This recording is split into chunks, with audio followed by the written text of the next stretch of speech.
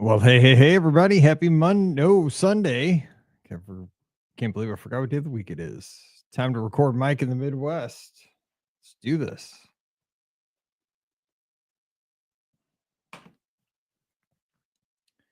$2.57.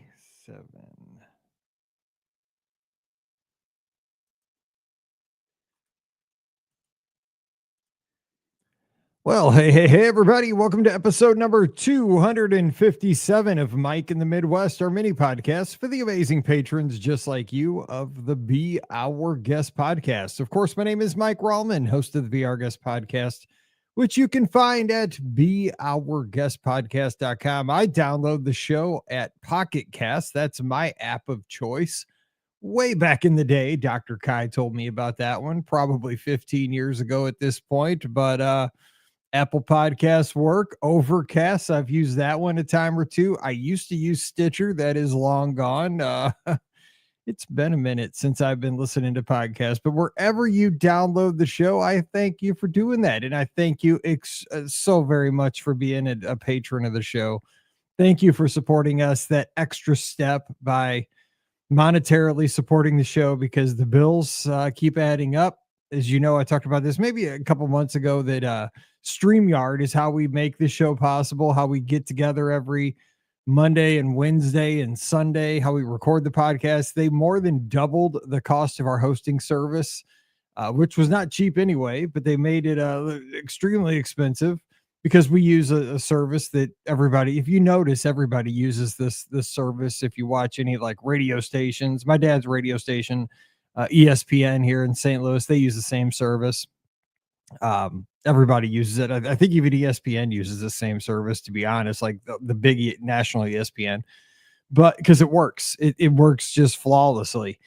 And I'm a stickler for quality. I always want to give you guys the best product we can. And it's not like, it's not something that we can't afford, but it's expensive. And you guys make it possible that we can put out a great podcast. It works every time. We can get together. We can have guests come on easily for the Monday shows. We can record together pretty easily, but it's because of your support. So thank you for being a patron. I don't get to say it enough. You guys make it possible, and I hope you always enjoy the shows Monday, Wednesday, Friday. And then I try to make it so we can get together on Sunday. It's your show. You can call in. You have something you want to say, you want to talk about ESPN 8 the Ocho. We're going to talk about that tonight. I promise you that. That was a ball. And I know Jason and Veronica were there, so we're going to get some boots on the ground reports I've heard tonight, so I'm excited for that. I mean, Slippery Stairs, and I heard Ultimate Archery were hits. So, yeah, I couldn't take my eyes off it. Like, we go to dinner on Friday nights at El Azteca. I had to pull out my phone, and we were watching it right at the table. Pam and I think we were watching, it was like a game called, it was like kind of like darts, but they were like suction cup darts, but you had to, it wasn't a dartboard. They had to land them on a table. So you were kind of arcing them over and they had to land on a table. And there was like I don't know, some kind of a center thing you had to try to hit, almost like a cup in the middle. And then, we'll talk about it tonight. I'll save that for tonight, but yeah. But it's your show. So if you want to talk about DVC, you want to talk about, the latest attraction, excuse me, Starlight tonight. The show every Sunday night is something that it is absolutely yours. You can call in and we can drive the show that way. So and I know we have a few old timers like me that listen to podcasts way back in the day. We have some Beta Mousers. We have some WDW Today folks. We haven't had people listen to Inside the Magic back when it used to be awesome. I know a few of you guys listening back when Ricky Brigante used to put that show together and it was killer. I try to honor all those shows too. I mean, think about it. WDW Today used to have the call-in shows. That's why we do those. I used to love those. I used to schedule my Sunday nights around the WDW Today call-in shows, and I would call in to the guys. And I remember calling in and getting so nervous when I got to talk to Matt, Mike, and Len.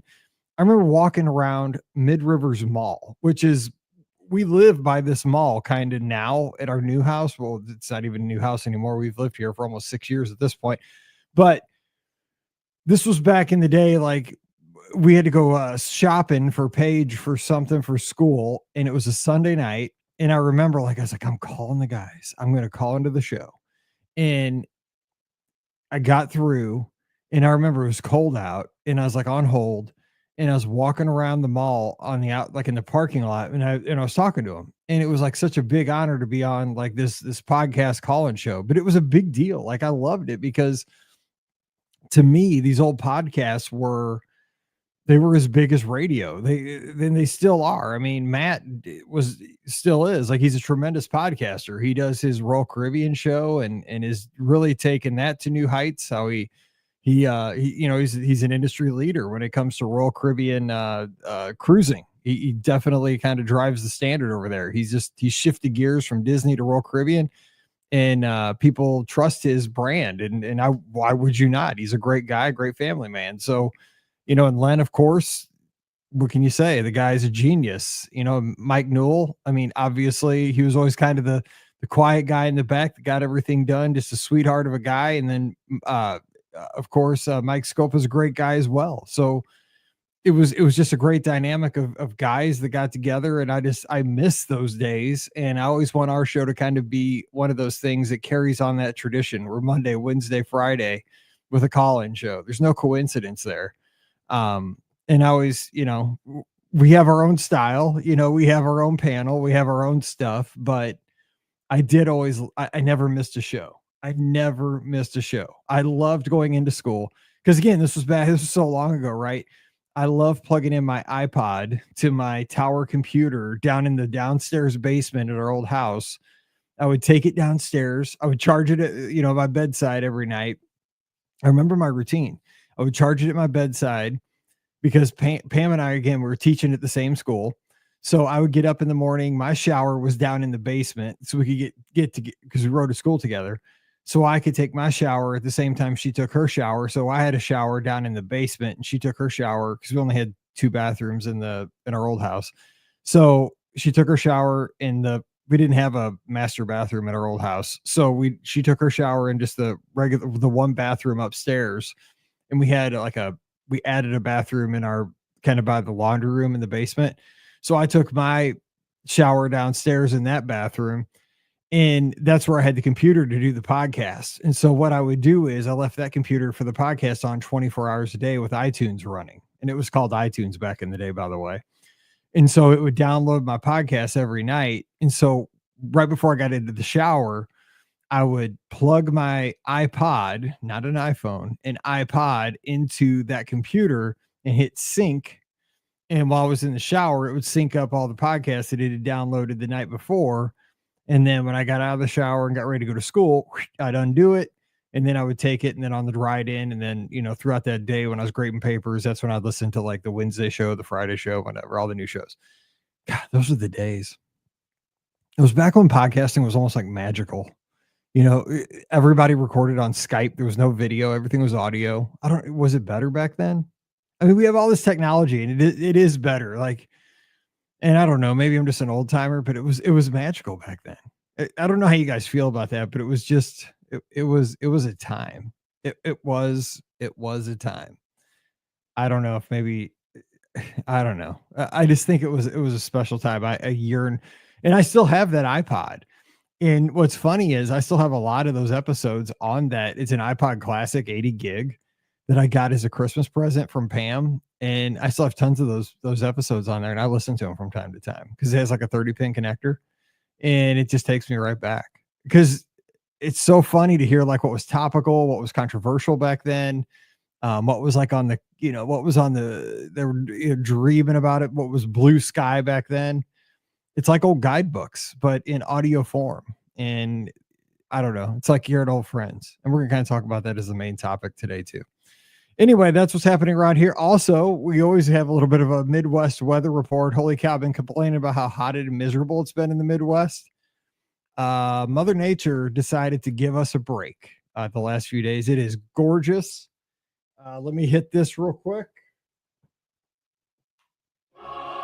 Because this is what everybody is doing outside in Missouri right now. I mean, it is gorgeous. The high yesterday was like 77. I think today's high is going to be 80. I just walked Riley, we took Riley out and I mean, it's just got back in. It's like 68 degrees. on a Sunday morning. I mean, it is gorgeous. No humidity. It's going to creep back up by the end of this week, but we're getting a little reprieve. It is wonderful. Now there's a little smoke in the air. I know that they're dealing with a lot up by Chicago and up by Wisconsin and so forth up in that area. So hang in there. We got the smoke down here a little bit, but it is not like smoking hot down here for like a week, and it is nice. It is so good. Like last night we drove to Dairy Queen to get our ice creams, which we do. That's our thing. It was almost chilly in the Jeep with the doors off. I had a sweatshirt on. I know I had a sweatshirt on, but I guarantee you by the time of the football jamboree, which is in 3 weeks when high school football starts, the jamboree, like our first like scrimmage, it'll be 150 degrees at that thing. That's just how it has to be. You got to be miserable. So stand by for that. So that's kind of what's going on around here. I will say one other thought. I was thinking about, this is Mike in the Midwest, right? And I see a lot of talking about, I want to live in, I want to move to Disney. I want to move to Disney. And I used to think that a lot, like, it'd be great to move to like, one of those subdivisions right behind the Magic Kingdom or something like that. But you know what? I'm kind of, the more I live, the more I'm grateful for what I have. And I really am. Like I'm starting to think like I don't need more than what I have. Like I don't necessarily need like the newest iPhone. I don't necessarily need, the newest sneakers. I'm very content with, I'm very content with what I have. And I'm very happy with like where I live. Like I love living in the Midwest. Like I used to kind of have an itch to kind of move out of the Midwest. I love like being here. Like I'm a Mizzou fan. I'm a Mizzou guy. Like I want to be able to live close to Mizzou and be able to go to Mizzou football games. That's who I've been my whole life. An example of this is, and I think I talked about this in the Discord last night. So Pam and I go to like 4 or 5 different restaurants on Saturday nights. We switch it up, but not much. Like we have a few haunts. We go to the Texas Roadhouse. We go to Gingham's, which is a little family-owned diner, which is really good. We'll go to this place called Sugar Fire barbecue place, which is owned by Brady Cook's family, who was the quarterback of Mizzou last year. There's a few places we go to, but we land on Texas Roadhouse a lot. So we go there last night. We're coming home, no big deal. And we're sitting at the stoplight, which is across from our subdivision, but there's a dual highway. We live right off of a dual like highway, right? So like if you know what a dually highway is, like we live across like a dual highway, Highway 94. And so we're sitting in the stoplight and the Jeep is hanging out talking, waiting for the light. It takes the light a little bit because it's a highway. And we're sitting there talking, and right past us goes 2 dually trucks pulling these long livestock trailers. And the first one has like 4 cows, like some calves, some cows, and like 4 horses in the back. And then the second one goes by, another dually truck with a bunch of bulls in the back. And I'm like, that's interesting. And it's going out west. And so if you go right west of us, the highway becomes a 2-lane road, and it takes you right along the Missouri River. First, it goes past Mallory's High School, and Mallory's High School is where it turns into a 2-lane road, and it'll take you way out. I mean, it takes you right down to like Jefferson City, it takes you into nowhere. Like that's a 2-lane road along the Missouri River. It's beautiful. It's like wine country for Missouri. You might not know, but we have wine country. It's about 20 minutes past our house, and it's beautiful rolling hills. Missouri wine country. It's called Augusta, Missouri, Defiance, Missouri, all these little towns. Anyway, I'm like, I bet there's a rodeo around here. And so Pam's like, no, I bet they're taking those cows to get slaughtered. I'm like, we don't have a slaughterhouse around here. What are you talking about? So I'm like, I bet you there's a fair or a road. There's got to be a fair. And fairs usually have rodeos, especially in the fall. It's not really the fall yet, but maybe. So we get home because, the light changes. We're going to our subdivision. We get home. Mallory's there. Mallory always knows what's going on. I'm like, Mallory, is there a fair around here? She's like, there's a rodeo in Defiance. I'm like, bingo. Okay, so there's a rodeo. So now I'm like, Pam, can we go to the rodeo? She's like, I got to finish. She hadn't finished her steps because she does about a certain amount of steps each day. We just finished eating Texas Roadhouse. We're like stuffed, and like we didn't have this planned, and it was like 6:30 already. She's like, let me finish my steps. We'll see. So I look it up. Dude, the tickets were $40 a person to go to this rodeo. And it had already started like at 6 o'clock. It was already 6:30. We'd had to drive it was like 15 minutes down the road. So we skipped it.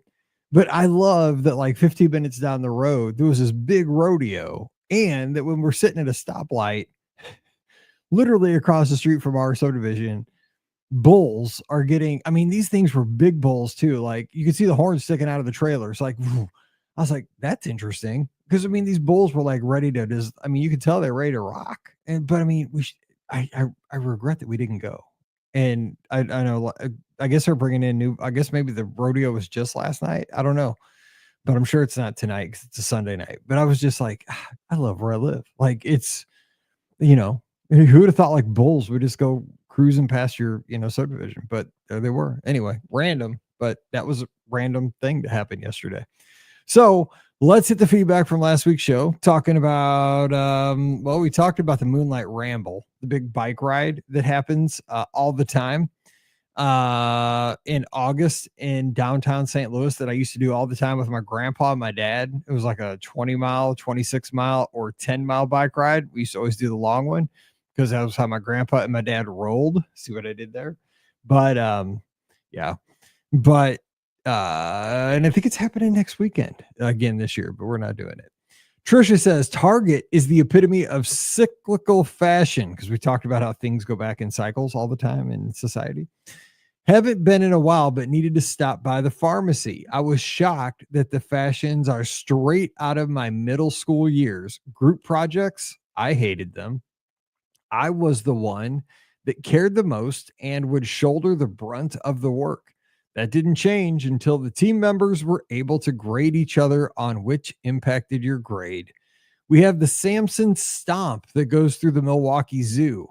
It's named after the gorilla used as part of the American tourist luggage ad. I remember that ad. That's awesome. He lived at our zoo in the 70s. After he passed away, he was taxidermied and put on display at our science museum. Man, that ad was classic. I remember watching that ad forever. Like, they'd take that suitcase and just slam it around in that cage. That's one of the best ads of all time. I had no idea he was in the Milwaukee Zoo. Yes. So that's so funny because that brings me up to see. This is why I love this story, and this is why I love feedback. Thank you, Trisha, because she's the only person I left feedback this week. So Trisha's an all-star. Trisha gets a ding. There you go. So, funny story. We had at our zoo, and by the way, St. Louis has one of the most famous zoos too. It's, for one thing, it's free for everybody. If you ever come to St. Louis, we have a big zoo. It's one of the most famous in the world. San Diego's probably the most famous, but we have a big one that's great. It's totally free, no admission. You gotta pay admission, or you gotta pay, like, if you don't ride. We have a cool train. You can ride around like a miniature train. It's awesome, but you gotta pay for tickets for that and stuff. But it's free to get in. A lot of the stuff's free. When I was a kid, one of the coolest things to see was called Phil the Gorilla. And there was this gorilla that lived at our zoo, and he was like the most famous gorilla. And I think he was in a show with dude, what was the guy's name? Oh, he had like coffee, Sanka coffee that he pitched. Oh shoot, now I can't remember his name, but anyway, he died too. And they taxidermied him, this Phil the gorilla. And I don't know why, but my grandma Ruth, she'd take us to the zoo all the time. She would always take me, my sister, and my two cousins, Chris and Derek. She always took us to the zoo.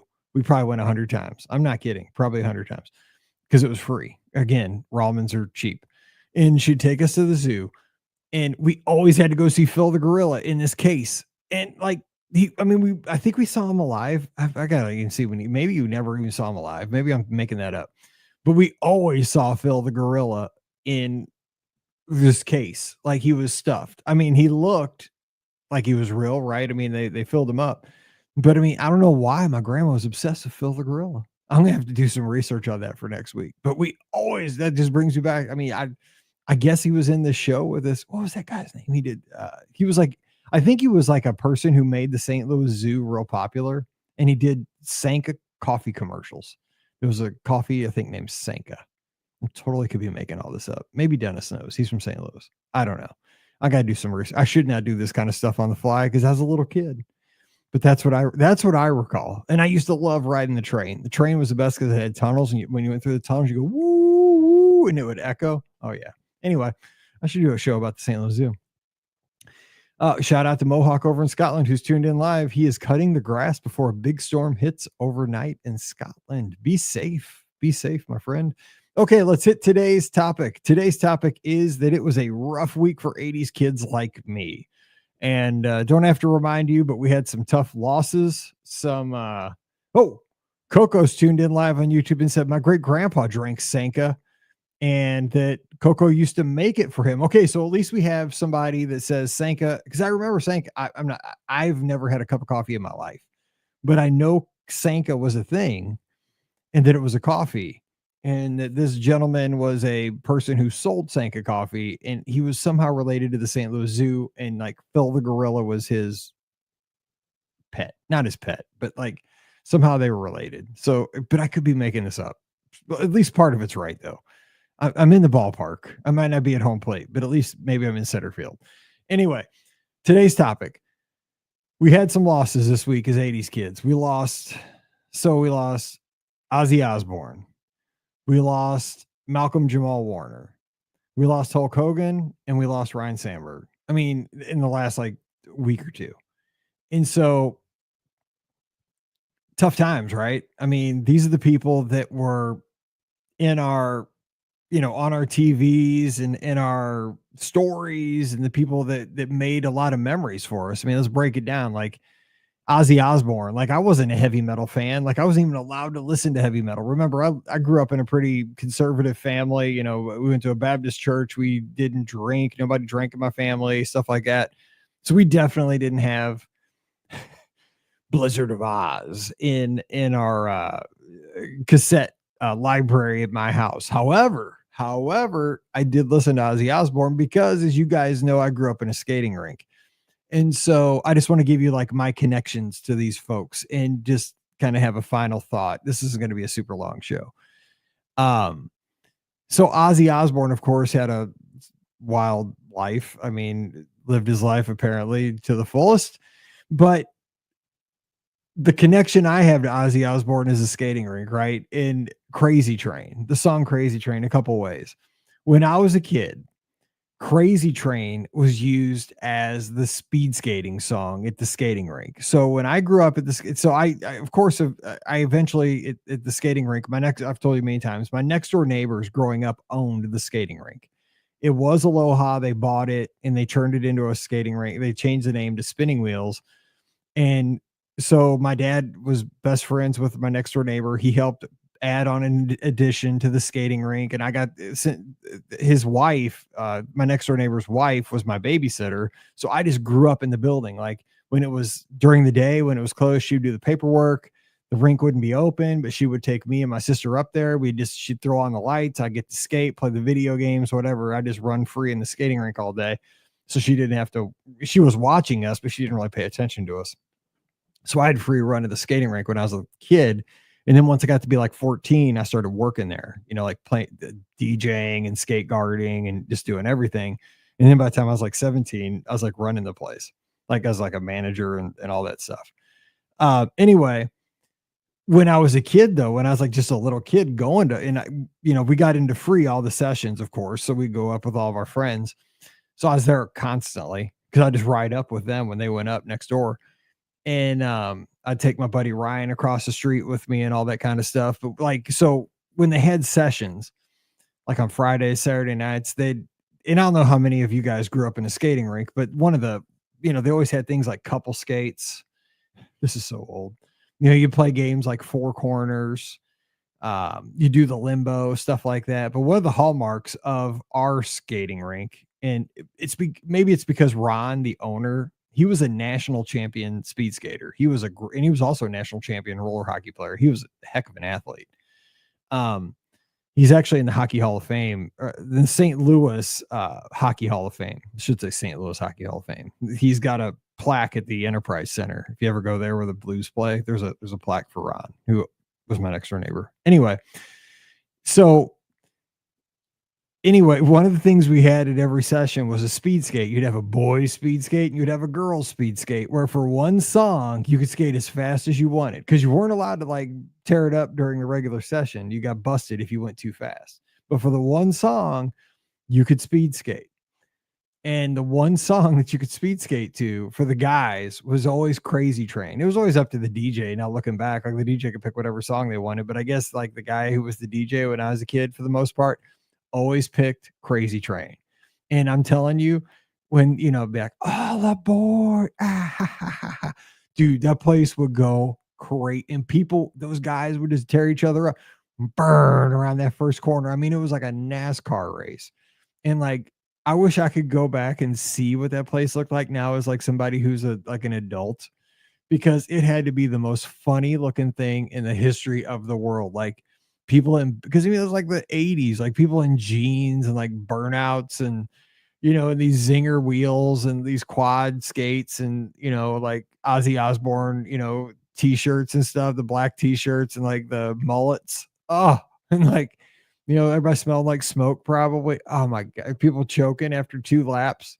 I would pay so much money to go back and watch one of those sessions. Cause like when they turned on that music, all aboard. So that's my memory of Ozzy Osbourne. Like he left a memory in Florissant, Missouri that and it happened every session. I mean, that I can't remember what the girl song was, but the guy song was always, and I was always out there, but I mean, those like teenage kids would just mow you down. You had to have your head on a swivel because sometimes it'd be like 100 guys out there at once, just going as fast as they could. It was like one song free for all. Like if you lived, you lived. If you didn't, you didn't. It was why the things that happened. Like I'm telling you, there are memes on the internet about how like it's a miracle we're still alive, Generation X. It is no doubt. Like that was an example of it's 100% true. It's a miracle half of us are still alive. Like if you survive spinning wheels, speed skate, like when they put on Ozzy Osbourne, you're lucky. And then I survived that many, many times. The only reason I survived it was because I was one of the faster ones because I was a speed skater.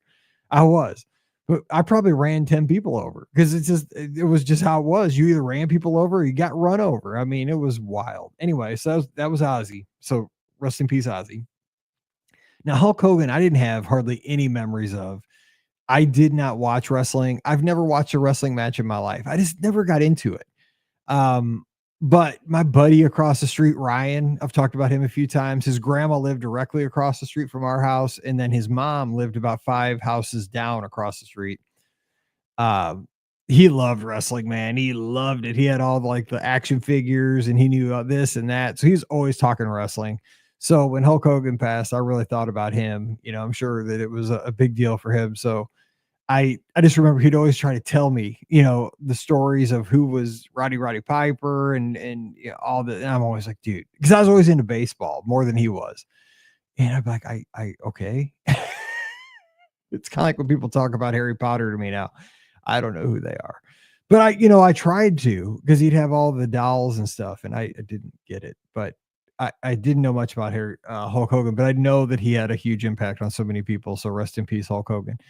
Let's see. The Malcolm Jamal Warner, when he passed recently, man, that one, I just remember how big of an impact that had because like when the Cosby Show was on, and I know there's been a lot of controversy with everything Bill Cosby has become over the past, decade or so, but that was such a phenomenon when I was younger that everybody watched the Cosby Show. Like it was just something everybody in the country did. And Theo, his character was just like what people of my generation, like, because he was like my age, right? And like I never got an earring, God help us. But like the episode where he got an earring, like if I would have gotten that earring, trying to hide that from my dad, like that episode where he's trying to like hide it from Bill Cosby and trying to hide it from his dad. Dude, I feel that. Like my dad would have, I don't know what my dad would have probably ripped it right out of my ear. I just know. But I mean, he told me that. I think that he probably would have. I mean, my dad was no joke, but maybe I don't know. But like the episode, because we've seen this online, like with the shirt, you had to have the designer shirt to impress the girl. Then his sister made like a knockoff, and it was all messed up. Like I felt that to my core because it was so relatable. And I think that he played such a, such a great character that we really related to him because he went through all the things that we were going through in junior high and high school, all the struggles, all the relationship questions that we had, because that was such a weird time for all of us, but we could relate to him. But there was such humor in it, right? With his friendships, with his academics, with his, I don't know. I thought that was such a great show. And he did such a great job acting out all those situations that made you think, okay, I can come out of this on the other side and be okay, with his graduation and stuff like that. And, the thing was like, he was just lost like immediately because he was young, he was like just 50 something. And he was on vacation with his family in Costa Rica, just swimming and drowned. And, it's one of those things that, with that, you got to enjoy every moment of life. Life is so fragile that just to make sure that you enjoy today, because tomorrow's not promised. And, I think that we got to always remember that. I think sometimes that we always, I think we do that in the back of our minds. We say, yeah, I'm going to make sure that I enjoy every day, but then we don't live that. And I think it's okay to remember that, to kind of get a reminder of that. And I think that's what I'm trying to just remind you of that today, not to preach it, but just to remember that. And the final one that I want to bring up that hurt me the most, to be honest, was when Ryan Sandberg died just a few days ago, the second baseman from the Chicago Cubs. And I will say why that one probably hurt the most is because I have the most like connection to that one. And the reason I do, and this is kind of crazy, right? Because he played for the Cubs. I'm a diehard Cardinals fan, as terrible as they are right now. I'm not really watching them too much because just the team is not trying. But growing up, if you were an 80's kid and any kind of a baseball fan,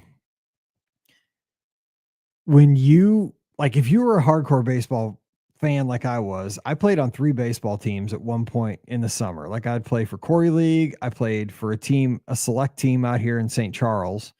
And then I played Legion ball, junior Legion ball one time at the same time. So I was like playing ball all the time. And what I would do during the day, I'd play wiffle ball with my buddies. We had a wiffle ball field on the side of the house. We kept stats. We typed them into the computer. My Commodore 64, we had like a little kind of simple spreadsheet program, kept batting averages, pitching averages, ERAs. I mean, we could not get enough of baseball. And what we did was, this was like around the time or just right before Wrigley Field got lights. So even when Wrigley Field first got lights, they're only allowed to play X amount of night games. So what you would do is if you had basic cable, like we had basic cable. So you got a few channels that were in other big cities. You got WGN, which was in Chicago. You got WOR, which was in New York City, I think it was out of Syracuse. And you got WTBS, which was in Atlanta.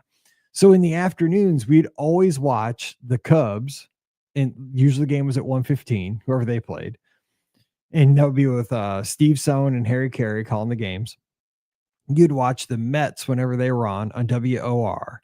And you would watch the Braves, of course, on WTBS. And so we saw so many of those teams. I mean, we saw tons, mostly the Braves and the Cubs, sometimes the Mets.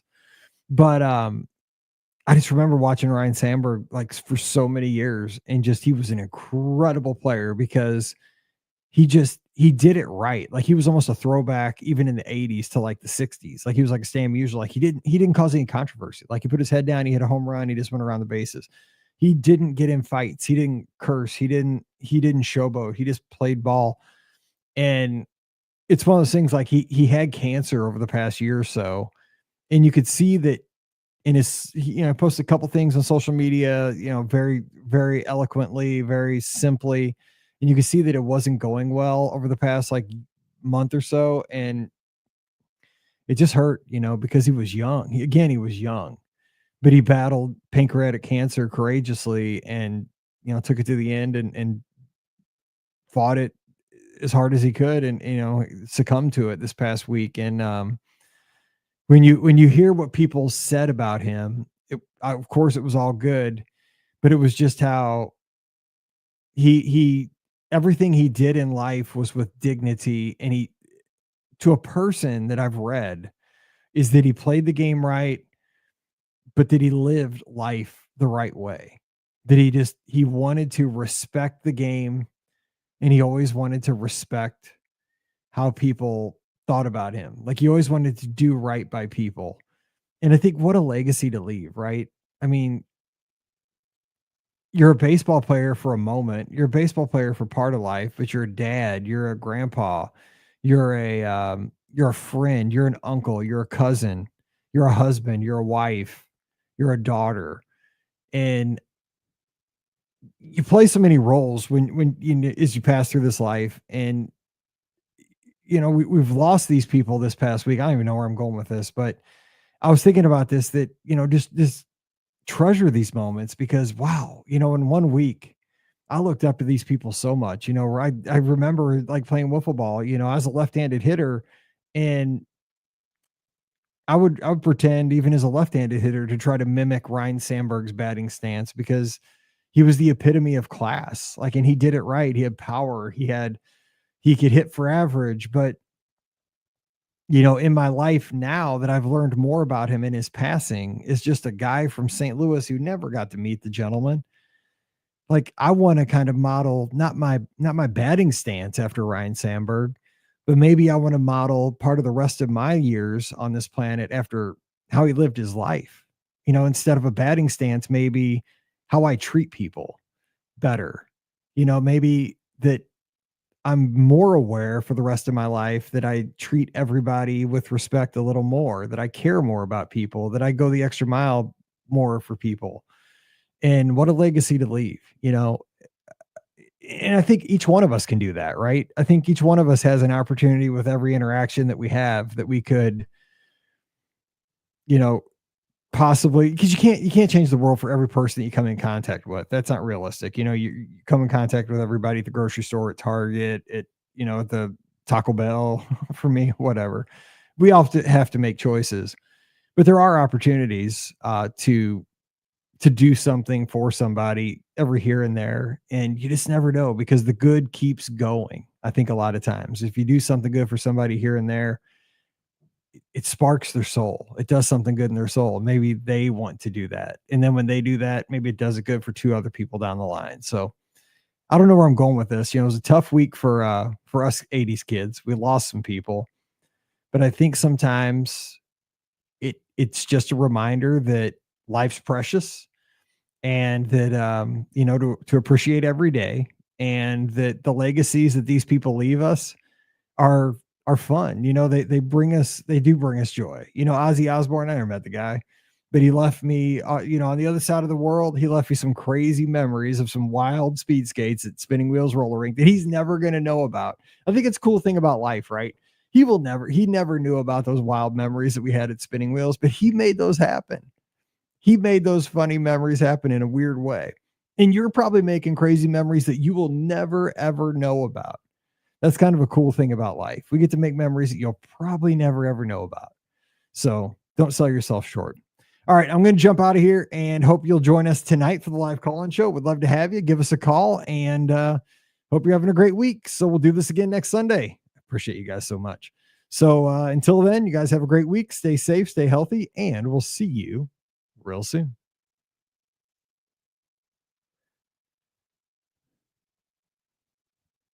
I am sorry to hear that, Coco. And we did not have any farewell Ozzy billboards, but I didn't get downtown either.